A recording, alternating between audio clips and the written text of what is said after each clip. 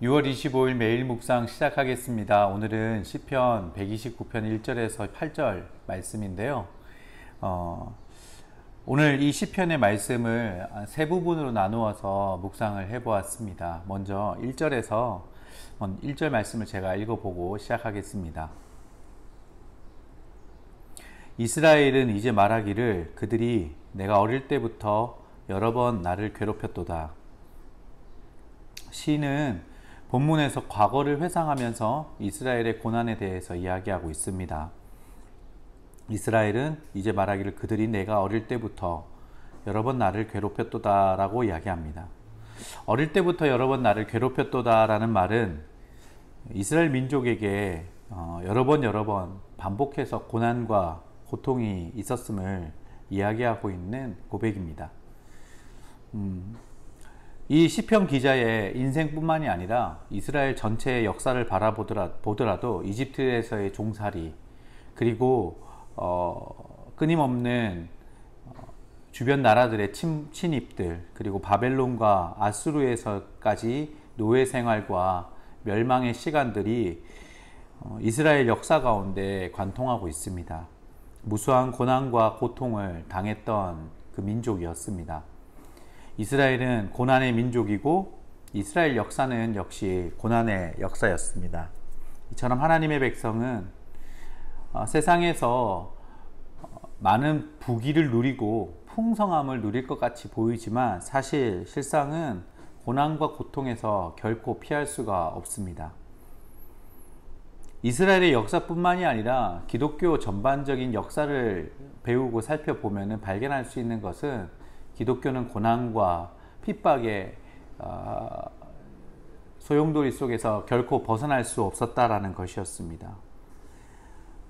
이 땅에 공중권세 잡은 악한 세력들이 진리 대신 예수 그리스도의 말씀이 전파되는 것을 끝까지 방해하고 때로는 생명을 앗아가면서까지도 그 복음이 전파되기를 막았던 역사들이 무수히 있었습니다.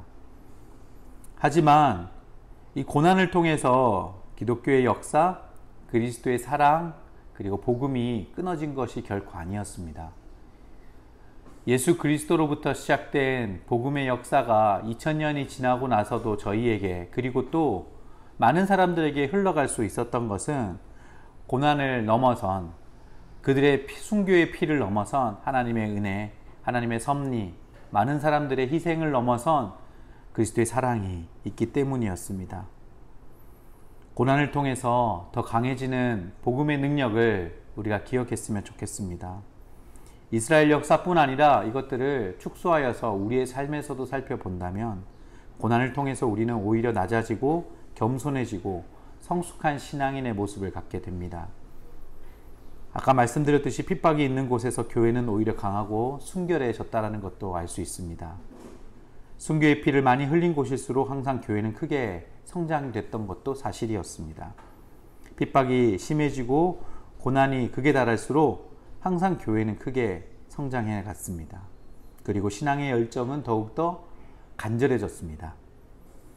우리들도 고난을 마냥 두려워하고 그리고 고난에 임하는 우리의 태도와 모습들이 어쩔 줄 몰라 하는 그런 자세가 아니라 이런 고난의 의미를 진정으로 깨달아서 하나님께서 우리의 길을 인도하시고 더 깊은 은혜, 더 큰 섭리를 우리에게 보여주시고자 하나님께서 이런 고난을 허락하셨다라는 것을 믿음으로 받아들일 수 있도록 저희의 믿음의 발걸음이 그렇게 움직여졌으면 좋겠습니다.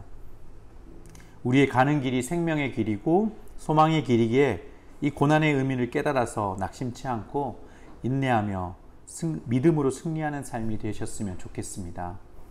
이어지는 2절과 2절에서 4절 말씀은 시인은 고난을 겪는 모습을 설명하고 있는데요. 2절과 3절을 제가 읽어보겠습니다. 그들이 내가 어릴 때부터 여러 번 나를 괴롭혔으나 나를 이기지 못하였도다. 바가는 자들이 내 등을 갈아 그 고랑을 길게 지었도다. 원수들이 이스라엘을 말살시키려고 여러 번 극심한 박해를 가했지만 이기지 못합니다. 그들의 핍박은 채찍을 휘둘러서 박고랑처럼 푹 패여있는 자국들을 남기게 됩니다. 하지만 결코 이기지 못합니다. 거꾸로 팀을 당하여도 망하지 아니합니다. 여호와께서는 의로우시기에 악인들의 줄을 끊으십니다. 악인의 줄은 포로들이 탈출하지 못하도록 묶어놓은 사슬, 족쇄 등의 기구들을 말합니다. 주께서는 아무도 끊을 수 없는 이 구속의 상징을 아주 멸해버리셨습니다. 이는 끝없는 죄의 멍에를 쥐고 고통받는 인류에 대한 하나님의 놀라운 은혜를, 은총을 암시하고 있고 예수 그리스도를 통해 구원 사역이 완전히 성취되었음을 우리에게 설명하고 있습니다. 하나님의 백성을 대적하는 무리들을 하나님께서는 혹독하게 다루십니다.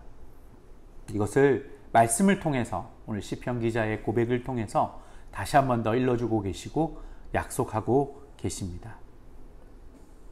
어떤 시련이 온다 할지라도 우리는 그 시련 앞에 주눅들거나 무너지지 말고 그 시련 앞에 그 뒤에 넘어 승리가 약속되어 있음을 기억하고 기뻐하며 감사하는 삶이 되셨으면 좋겠습니다.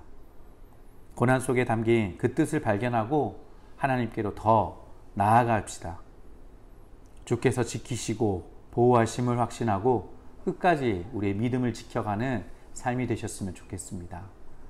마지막으로 5절에서 8절의 말씀은 계속해서 앞에 이어지는 메시지처럼 시온을 미워하는 자는 수치를 당하여 물러가는데 지붕의 풀과 같아 자라기 전에 말라버린다.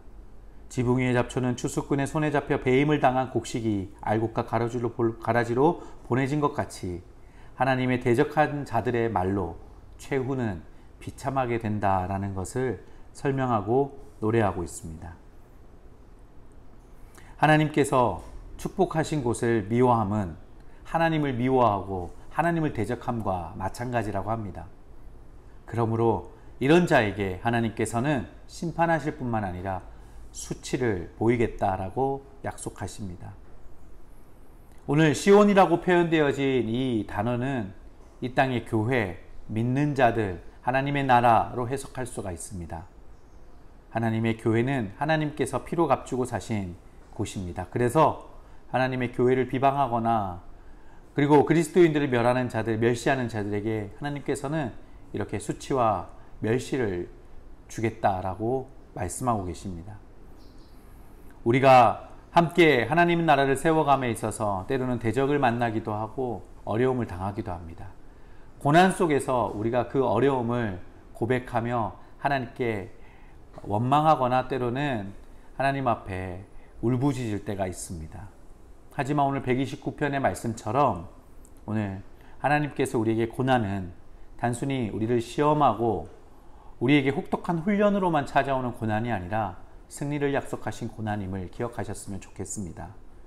뿐만 아니라 하나님의 대적들을 하나님이 멸하시고 하나님의 손에서 수치와 멸시를 당하게끔 하시겠다라는 이 약속 앞에 우리의 믿음을 드리고 우리의 고백을 함께 드리며 나아가는 여러분의 오늘 하루의 삶이 되셨으면 좋겠습니다. 기도하겠습니다. 살아계신 하나님, 오늘도 우리에게 승리를 약속해 주셔서 감사합니다. 우리 스스로의 모습을 보면 그저 연약하기 그지없고 세상 앞에 나약한 존재인데 하나님께서 우리와 함께 하시기에 우리는 승리라는 약속을 허락받았습니다. 오늘 하루의 삶 속에서도 승리를 경험하며 때로는 어려운 시간들이 찾아온다 할지라도 굴하지 않고 넘어지지 않고 주님이 약속하신 그 승리가 내게 주어졌음을 믿음으로 고백하며 발걸음을 옮기는 저희의 모습 되게 하여 주시옵소서. 예수님의 이름으로 기도드립니다. 아멘.